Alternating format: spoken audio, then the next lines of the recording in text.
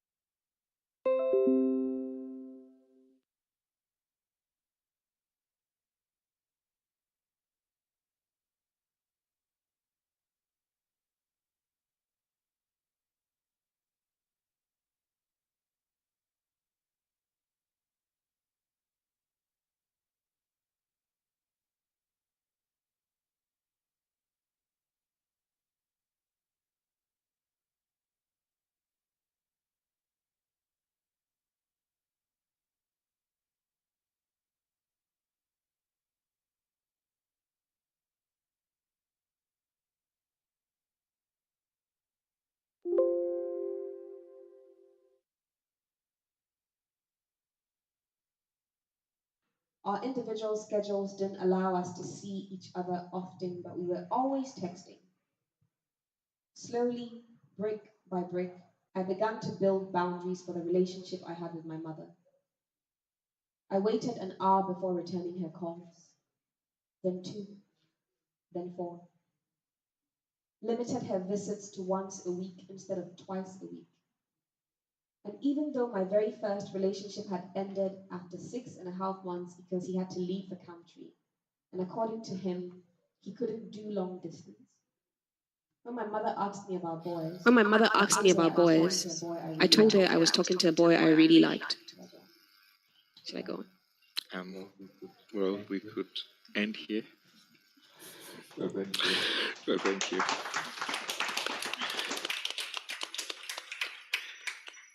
Okay, thank you very much for that. And just again to remind those who are joining us online that you can send your messages in and they'll be relayed here by Zoom and also on IG, which I think I should alert you, Gladstone, there seems to be an audio problem on the Zoom.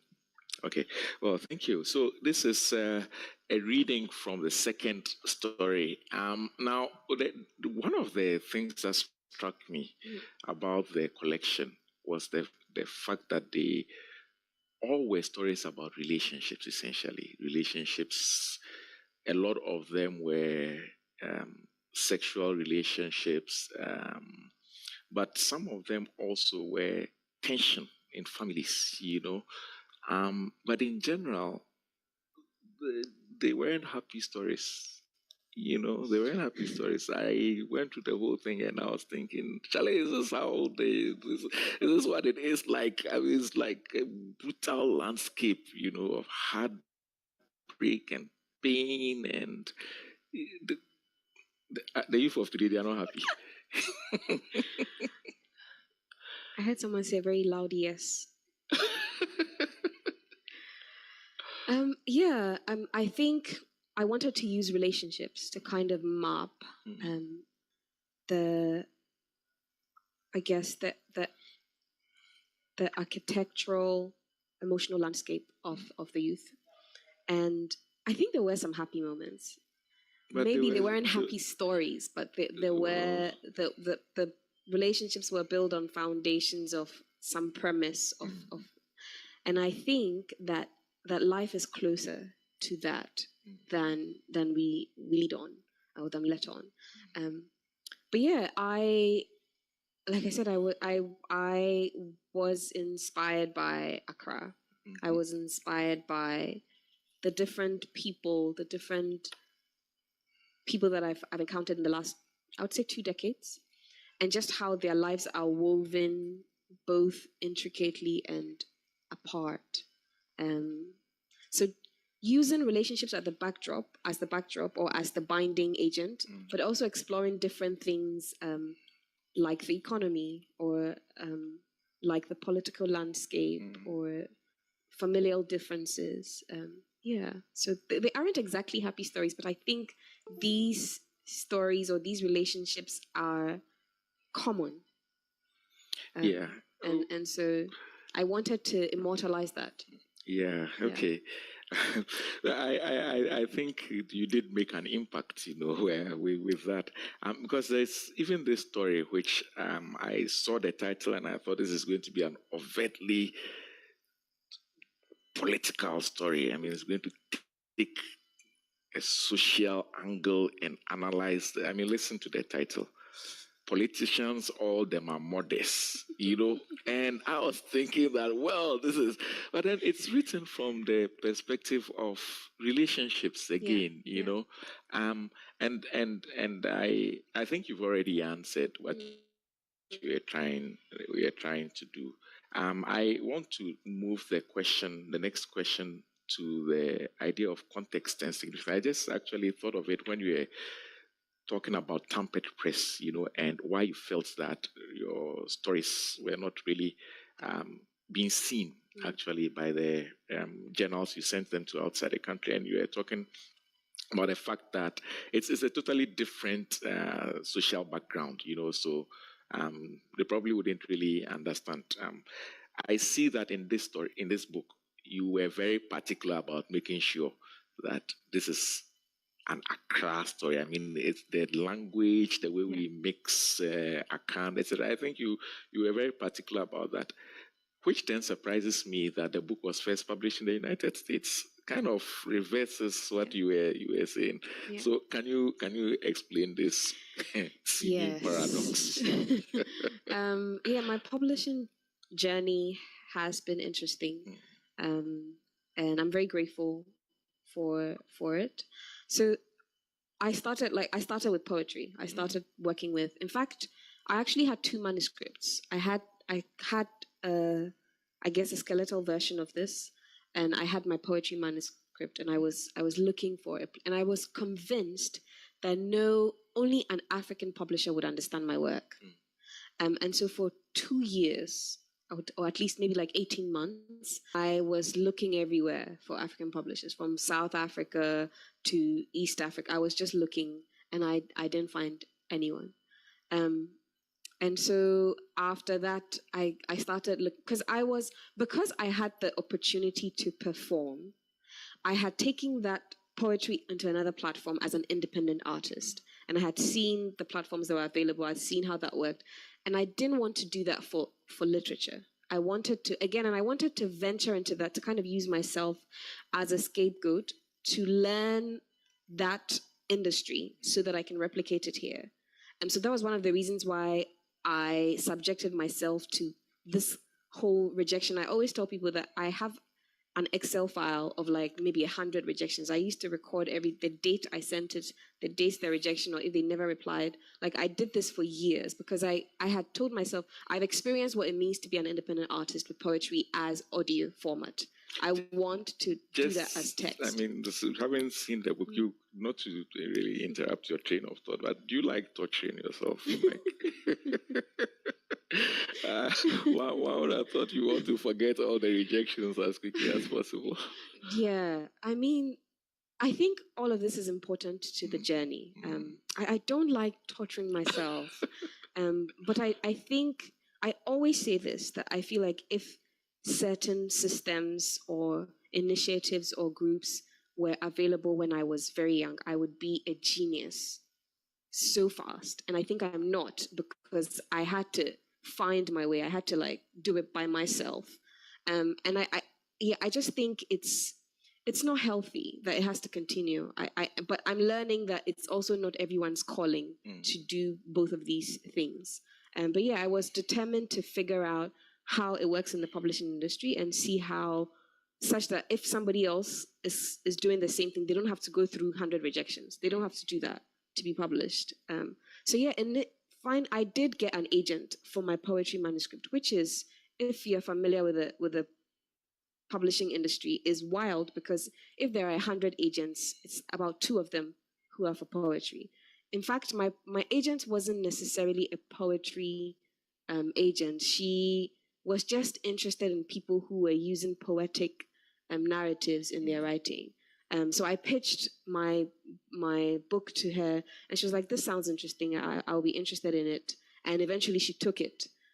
So yeah, when this book was ready and I sent it to her, we got it was Amistad that got the book, that pitched, that said they were interested in the book. And the only reason we went with Amistad is that Amistad is for Black writers. So they generally, and what my agent does is that there are a group of editors, and so she'll let you interview each of them, and then they will kind of impress you, decide that I understand the book. And I initially went with my editor because she had been to Ghana before, maybe a decade before, and she sort of saw the landscape. She was like, "It looks changed, but I can almost smell Accra like you've written it in the book." And instantly I was sold. So yeah, that's why it was published there first, and of course because I also got a nice advance. So yeah, that helped. Yeah.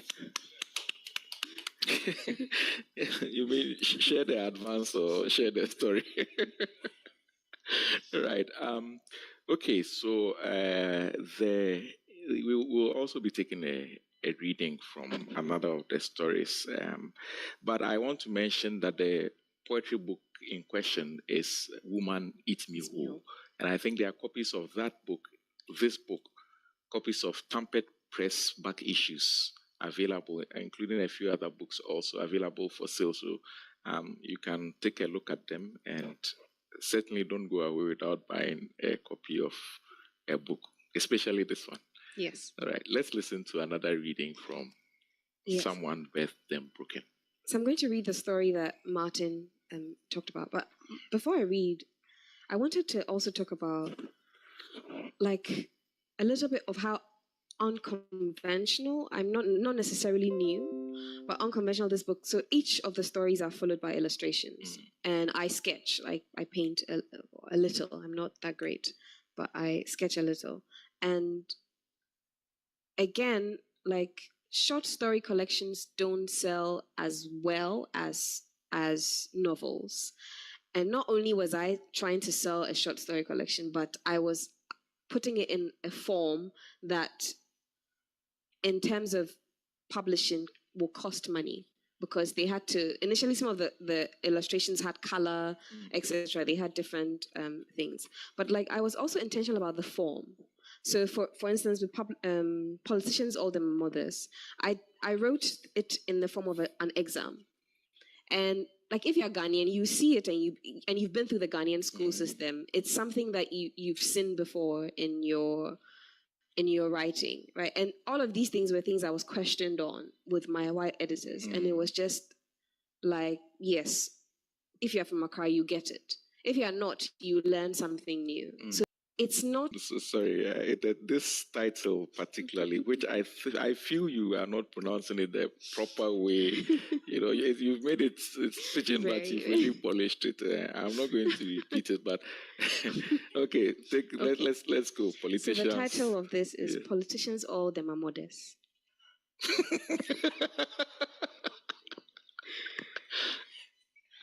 Section A, 50 marks. In very simple and clear terms, establish a marker for your national identity. Distinctly illustrate what makes your city stand out. You are advised to spend about 6 months on this section. If God's love for a country is measured by the number of beautiful women it has, Maya's beauty alone would count for 10% of that number. Her waist is a dream. Her breasts are 100 manifestos. Her skin is edible vintage pendant necklace on a chocolate cake.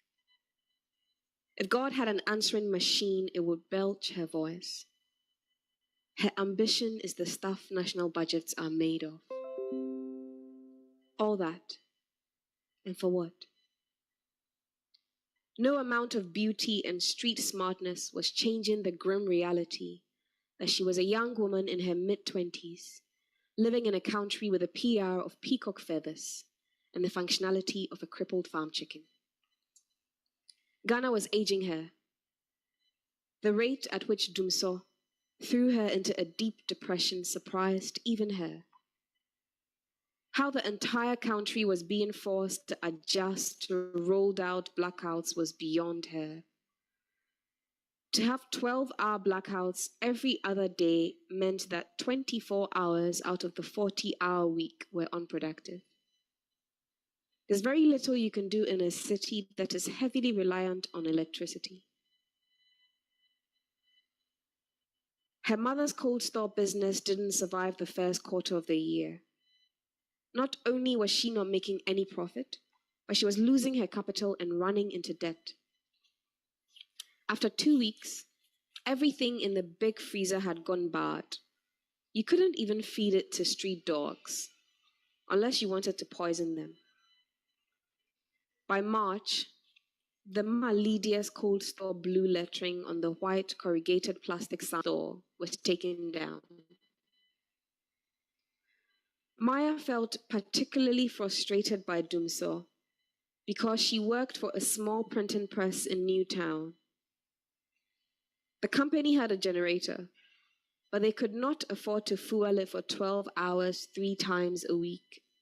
So they asked their employees to report to work at 6 p.m. on the days Newtown was scheduled to go off, which wasn't terribly inconvenient for Maya if she could do something with her free days. But her 6-year-old Dell Inspiron laptop was in fact a desktop, thanks to a faulty battery. And as soon as the lights went off, the laptop died too. Her phone battery could last only 4 hours, 6 if she wasn't jumping from one app to the next. Every time the lights went off, a kind of powerlessness crawled into her skin. Everything about Ghana irked her. The traffic, the long queues, the policemen, the price of gas and food, transport fares, older women who didn't know how to mind their business, the blackouts, the politicians who talk on TV like Ghanaians are their spoiled children, the bad roads, the terrible drainage system. She had marched for hours during the Dumsor demonstration in May. Seeing hundreds of young people demanding the bare minimum activated the dormant hope lying still in her body. She had ridden on that high for as long as she could, but months after the demonstration, the country was still in the same stifling state. She felt suffocated. She was of the generation who would change the stereotype definition of Ghanaians from laid back to doers, but which for the moment were stuck in 9-to-5 jobs to survive. Jobs that were really 6 to 8, if you counted the time it took to get ready and sit in traffic to make it to work at 9. On Sunday, the pastor asked the congregation to pray for the leaders of the country, for God to gift them with divine wisdom. Bullshit. What they needed to do was to flog the hell out of their asses. Maybe, just maybe, that would work.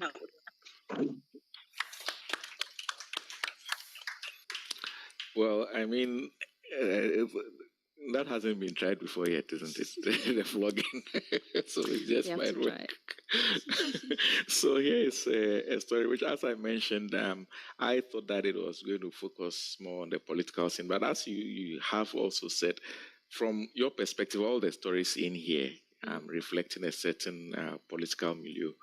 I also think, and I'm going to bring this here because I was trying to judge when to ask this question, you know, apart from the fact that most of the relationships in here are sexual, you also did take a step into the realm of a homosexual or a proto-homosexual relationship, which didn't work out, or at least that's what it looked like. And I found that also quite an interesting take. So for you as a writer, especially in the kind of tumultuous time that we are in when it comes to how people see same-sex relationships, how did you feel that you were doing something very bold? Was there a point at which you thought you should yank it out of the story? What were your thoughts about it? To be honest, when I'm writing, I don't really think about the audience as much. Yes, maybe I should, but I don't really think about the audience as much. When writing this particular story, I think, and especially I'm very active on social media, so I see a lot of conversations that happen. I think sometimes we aren't necessarily part of a specific group of people, but we have a lot of conversations online about it. Sometimes we may be supportive of them, etc. But it's very different when you actually belong to that group of people. And I wanted to write this from the perspective of the Ghanaian male, the typical Ghanaian male. And so I did have a lot of conversations with just men in general, both those who are of the same sex relationships and those who are not. And yeah, so I completely took myself out. If anything, maybe I guess the ones that I borrowed from were the Baba, the girl that was, but this was one of the stories in which I had a lot of conversations outside of myself to see how people feel about it and what people were saying about it to kind of write it. And sometimes I think it's only after the work, like beta readers are reading it, that I see the reactions and I'm like, oh, this is what you think about it and this is what people will think about it. So yeah, I don't really think about the audience when because I'm very convicted in what I think should be a lens for people to have conversations about. So yeah, I would say I don't really think about the audience when I am. Yeah. At least. Okay. Well, I am one of your audience, and as a reader, I mean, looking at the story, I must say, this is what surprises me in general is that something like this hasn't been written before. I don't remember a story like this sort of story. Even though going back years and years and years, this is not an unusual type of story. Yeah, if you see what I mean. It just I think the penchant for our society for pushing things under the carpet. But I mean, I don't know whether that's good or bad. Maybe if you lift a stone and all the creepy crawlies are coming out, that's not good either. But I felt that it was a story which was important because it's saying something that is there and not typically being said. Yeah. A question. I think one of the things, before I ask the question, one of the things that boldens me to go is that I hope, if anything, there's some books that I read and I have to have conversations with my friends about it. I remember Igoni Barrett's Black Ass. Like I remember having like conversations with my friends for like weeks about. I must mention that Black Earth also showed up in this your collection right. as well. Yeah. Yes. See, like it's like I've had several conversations about some of the perspectives or some of the ways in which even like the decisions that the writer took that wasn't necessarily the writing itself, but like some of the decisions. And I hope that like after reading the book, or I frame it in a way that I hope that people will have conversations about it. And I think that's what boldens me about, do you think people will talk about this? But it's not supposed to be, I'm imposing this on you. It's supposed to be, this is supposed to open things up for conversation. And do you think that story did that? Like, is this something that you would have a conversation with, or would want to have a conversation with another man about? You should Since you're one of my audience, should see my male friends first. Good. But I mean, in general, no, we wouldn't be talking about stuff like this. But then that's just because of the kind of circles that I'm in. I feel that it is a story that will generate conversation only because it's written. I think that the topic of it is already being discussed. It's been discussed for years and years and decades, you know, and it's not something that's unknown. But what I think is important and refreshing is that it's been told into a story. And I think that writing has a very important duty of recording a certain present state, you know, and so but I don't know. Maybe I'm going to try it. Now you see, I'm going to sit down for a beer with one of my friends, hand them the book, read it. Exactly. Now let's talk. The story in question is Fear Means Boy. Yeah. Okay. So many stories in here, 13 actually. All of them having all sorts of different perspectives, different ways of looking at life in Accra, but distinctly from a young person's view. If I try to estimate the range of most of the characters, is between 23 and 32. I think that's so really, really very young people's stories. But at this point, I think I would like to ask if anyone has any comments, any questions that coming in from the audience. I'm going to also check my phone to see if anything has landed. But if you are here and you have a question or a comment, if you raise your hand, Gladstone will pass the microphone around, and then you can ask a question or share a comment.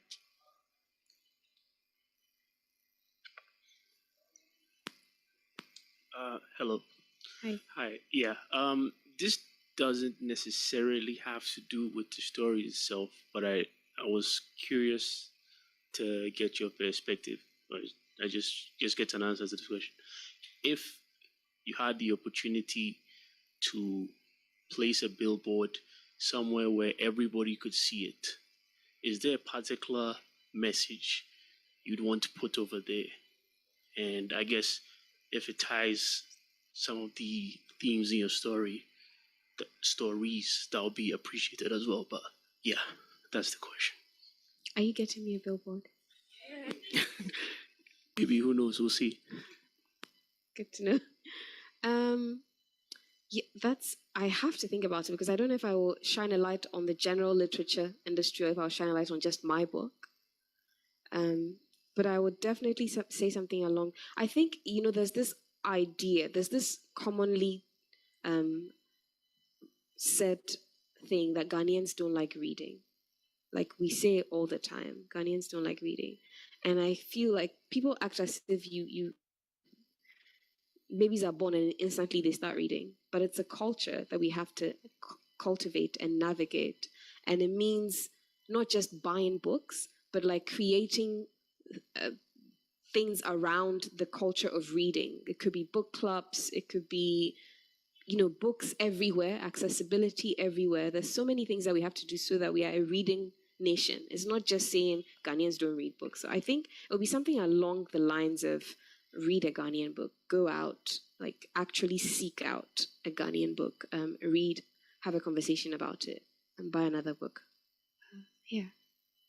I like the sales pitch, there are books there too, so we should buy them. Exactly. But this question, I've heard this from many quarters. Ghanaians don't read, and as somebody who is an avid reader myself, I don't know whether that makes me a non-Ghanaian, but I firmly believe that I'm a Ghanaian. Yeah. So I think we can say for sure that Ghanaians read. Maybe not enough to drive the publishing industry, but I guess that's another story altogether. There's a message here. Yeah, I see a hand here, so you can pass on. But there's a message that came in from someone online, and I think this is Agana in Siri, and he is asking whether there are any questions that inspire your fiction. Any questions? Sorry, any writers? Writers. Yes, that's right.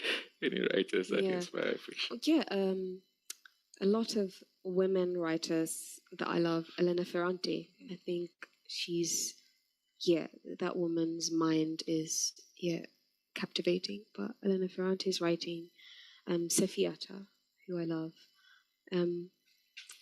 Uno Diaz, whose writing I love. I think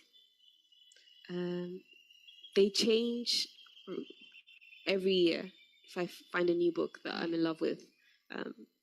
So I would say that just a few of those writers. Yeah. Okay. And so for those joining online, you can send in your messages and questions. I'll pick them up and share. There was a question here. Yes, I have two questions. The first one is I've read the book, and one of the themes that I think is makes a big statement is the theme of failure. The theme of failure, to fail. But it's not in the sense of failing at the end. It's failing in progress that maybe teaches you something, not even in the moment, but maybe years later. I wonder if it was an intention on your part to, make this a part of the story, especially using relationships as one of the mediums through which this theme might have been explored if it was intentional. The second one is as a performing poet who intentionally uses poetry within the stories that you were writing. How were you able to navigate, when to add elements of poetry and when to stick to narrative to tell a story that balances poetry and prose? The failure thing wasn't intentional in the beginning. It wasn't intentional. I think someone pointed it out to me. One of my thesis advisors pointed out that she really liked what I was doing. And that's when I realized that it was happening. But I think it's testament to life. Really, we feel everywhere, beginning, middle, ending. And it was just about being true to the stories, being true to the people, being true to Accra, being true to where I am from. And it was reflected in the stories. The second question, I think it's a skill I've harnessed because in the beginning, I would say maybe a decade ago, there were definitely, I can read, I always say that sometimes I'm grateful for the rejections in the beginning because I will go back and read old manuscripts and I'm like, I can't believe I wanted this published. And I think there were beginnings where I was a bit too poetic, where just didn't work, and I had to learn how to combine both the narrative and the poetic in a way such that it benefited both. So it's a skill that I've worked on. Yeah, I've been very deliberate with working on. Yeah. Okay. Well, I think that we can pick up the conversation once again, and we will also remind those online that you can send your messages in. There's one more. Okay, so we just take that one more for now. We'll take one more reading, and just let us be minded that we've almost run out of time, and so we'll not be too long here any longer. Please, the question. Yes, thank you. So very quickly, you mentioned social media, and a lot of writers and a lot of intellectuals these days find social media to be a way to collapse our attention span to very short snippets, and actually an enemy of literature. But maybe I'm presuming here, but it sounds like maybe it's not your case. Would you you're like to right. expand on It's that? the enemy of life, not just literature. I guess what I have to say is I was very active on social media maybe 5 years ago. Now I'm not. I'm being very intentional where I don't even go on social media until after 3 p.m. these days. I think I've really drawn back. But it had its place. Social media was definitely the place where I found community. It's the place where I created community. It's even still the place where I continue to create community or try to distribute my work through. So it has its place, and it's a double-edged sword trying to figure out when it's enough and when it's like when to draw back and when to lean into it, because I think it has the potential. It's toxic. Not that it has the potential to be. It's very toxic now.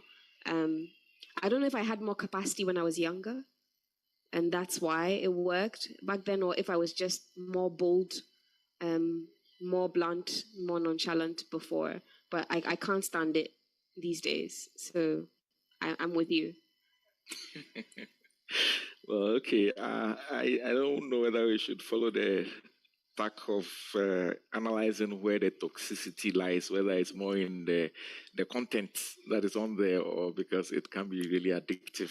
But probably conversation for another time. I would like us to take one more reading, maybe a page or a page and a half, and then we will start the winding up sequence. I have a few more questions to ask. Okay. I'm going to read Eating Sorrow for Breakfast. 3 days after I'm dead, Mama grips the knob of the bedpost to steady her weak knees. She's sitting on my bed, folding the bright blue towel I bought from ShopRite. They were pricey enough to assume good quality, but my nipples would trap bits of fluff after bathing, so I used coconut oil to get them off. My black bra with the butterfly lace netting is on the floor beside her feet. I laughed at bra because it boosted my boobs ever so slightly without giving them an illusion of ampleness. In all the 28 years, 3 months and 6 days I spent alive, not once did I see my mother cry. Unless we are counting the day she teared up from rage over an Okada driver for ramming into the front of her car and damaging her bumper. Mary Otu crying, rarest shit in all of Adenta. My mother is a woman who doesn't poke at a wound to test for its soreness. I know this because a few days after her only brother died, she gave all his clothes away and kept only the pictures of him as a boy, smiling with 2 missing front teeth. Seeing her in my room chanting, "Mothers are not supposed to bury daughters," her tiny frame bent over, folding and unfolding my clean clothes and cleaning my shoes like I was going to show up any second, wasn't something I expected. People used to think she was my younger sister anytime they saw the two of us together. Because even though I had inherited her piercing brown eyes, lack of eyebrows, and lips like someone tipped a bottle top too enthusiastically in a counters game, I was bigger than her and almost 2 inches taller. One Friday afternoon, when I was 9 years old, she smacked my head on the side of the second-hand fridge in the hallway after I told her I wasn't going to wash my father's socks because he wouldn't pay my school fees. I dropped the alasta I had just washed. He's still the head of this family. Just because I pay your school fees, Victoria, doesn't mean you can disrespect your father. Foolish girl. I pinned my eyes to the blood orange half-fist fruit on the blue linoleum floor. All our lives, we were forced to be audience to an eternal rant. My father's failed entrepreneurial attempts at the risk of her savings, his waning interest in his own children after they were past toddlerhood, his lack of support for her dreams and failures while demanding a participating audience for his, the heavy flirtations. But none of these were as unbearable for my mother as his care for his other child.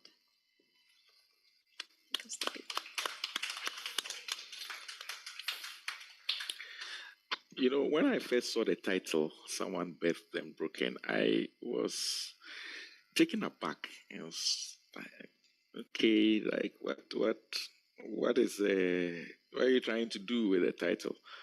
But after reading the book, I can't think of a better fit. You know, I think that it was a really, really good title, because in a way, all your characters. But as you mentioned, there are little lights of salvation in there. I just also point out that there is one story that is occurring much earlier. You said in the early 80s, because you wanted to explore a father-son relationship. And it was, I think what it would lead me, not to ask directly about that, but to ask about what you feel is the strength of the family, you know, relationship, especially as you explain almost every story. There is father, son, brother, sister, mother, and it doesn't seem like the unit really works well. I mean, so after this whole thing, your perspective on the general family, are we doing well? Is it, are we creating? First of all, I think we're all broken. If you're not broken, please raise your hand. Oh. Hey. Everybody's hand went up. Please. Maybe I should have phrased this question like the question Jesus asked: "He who is not without sin, let him cast the first stone." But I think we're all imperfect beings, and it reflects in relationships in different ways. And I think that there are so many different family dynamics. And I wanted to kind of explore that in different ways, like just taking mothers and daughters, but it shows up in different ways. Or sometimes a story could be very heavy, but later on you realize that the family has, the parents have actually grown. Maybe in the beginning of the story or in another story, there was a father who was very nonchalant or not as involving as possible. But years later, you realize that now he has grown to develop. And I kind of was trying to establish that thing of, we assume that parents, by virtue of being parents, automatically should know it all, should be great at it. But they're also evolving humans, and I wanted to leave that to sort of explore that, and at the same time leave it in ways that are unanswered, like that father in the 80s and the son who seems to be replicating the same thing, but what if there was another story in years later? How would he have also? So leaving that to the reader's imagination, like what could the possible evolution of this character could have been? Is this something that you can imagine, or is it something that you can leave open that there's redemption for this person? So yeah, I was very interested in the familial relationships, and I think I'll be surprised if anybody picks this book and they don't identify someone they know inside. And I think that's what I wanted to do, to pick this book and feel like you can meet this person and you believe that they exist. You've been Accra. having feedback. Have people been seeing their compatriots? I've gotten a lot of feedback. People saying different stories. People saying I relate to this a lot, or especially the female friendship. That was I think that's one of the common ones. Everybody's saying that I've definitely have had something like this not end up well. So yeah. There's a lot of ascending in these stories, there's one that, of course, the title has stubborn in it, but I think that one of the things throughout, you can see that the young people are being very assertive, being stubborn, sometimes to their own detriment, of course. But I must say that the span of these stories, where they are coming from, and how they are structured makes for a really concise, clear window into the lives of young Ghanaians living in Accra, both sexes. You are not afraid to tackle difficult subjects and their reactions. You've handled the issue of rape twice in different contexts, and you've also, as I mentioned, taken a look at these sorts of same-sex relationships that fail, the problems with families and all that. I think that is a really comprehensive thing, if rather sad and frightening. I hope young people are having happier lives. But for all intents and purposes, this is a book that I very much recommend. It's titled Someone Birthed Them Broken. Ama Asantewa Diaka, Asantewa with one A. Copies of this book are available here, and as she did tell me the last time, you can actually order them online if you go to booknook.store.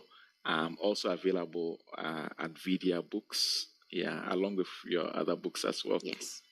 Yeah. Okay, so 8 minutes past 8 o'clock, so we should be wrapping up. We did not talk about one other initiative of yours. I want us, just for completeness, also to hear you talk about Black Girls Glow. Yeah. So like I mentioned earlier, I started. I feel like so many of the things I begin or that I initiate, there are things that I would have benefited from if they existed before I started being an artist. And Black Girls Glow started as and it has now evolved and grown into an organization that is just looking at how can art be so immersed in the social and economic context of Ghana that you don't need to be an outlier to be an artist. So that's I think the solution or the problem that Black Girls Glow is trying to solve. So we have different programs that take a jab at this. We have a residency program that's 7 years strong. Every year we organize a residency, a sound residency for 7 women artists within Ghana. We also have a project called You Are Cared For, where we use art as a sexual health advocacy tool. And we have a couple of other programs, but these are 2 core ones. Yeah. Well, thank you. I can only wish you, as they say, more grease to your elbows and maybe to your knees as well. There is a question that just, I thought, I didn't know whether I would ask it in the end, but when I was sharing the flyers for this program, one of my friends saw it and said, I know her, she goes to my church. I was just wondering, when I read your stories, it looks like from somebody who is like a really hardened unbeliever. But unbeliever. I'm hard for Jesus. Okay, so there we go. The question of religion, as you treat it here, suggests that it is. It doesn't play a very positive role in young people's lives. So yeah, I think I really wanted this to be a snapshot of young people in the 2000 era, and it is that the faith is an evolution for young people. When they're much younger, from toddlerhood to teenagehood, it feels more like an indoctrination. And then when they are in their 20s, it's like I have pockets of my life where it's just me, and I have to decide that is religion going to be a backdrop in my life, or is religion going to be at the front?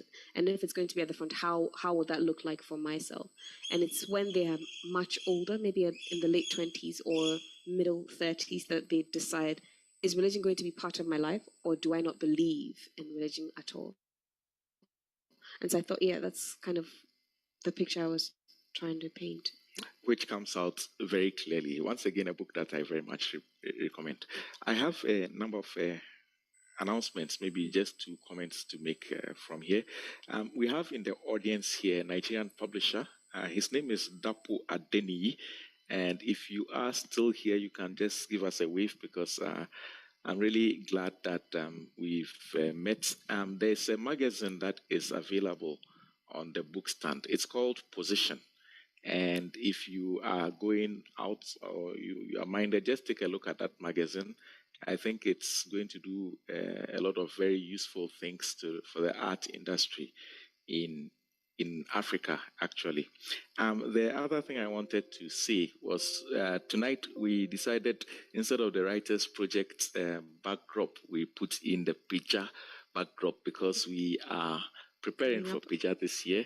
And so from the 18th to the 20th of October this year, Writers Project of Ghana, Goethe Institute Ghana, the Foundation for Contemporary Art Ghana, are once again working together to bring another edition of PIJA, a literary festival in Accra. So kindly mark the dates on your calendar, and I hope that we'll meet at PIJA. With this, I would like to bring proceedings to an end. Those who joined us online, thank you very much. Zoom, Instagram, and for sure, those who joined us here, thank you very much. Finally, Ama Santua, it's been a great evening. Thank you. Thank you so much. Thank you. Thank you all for coming.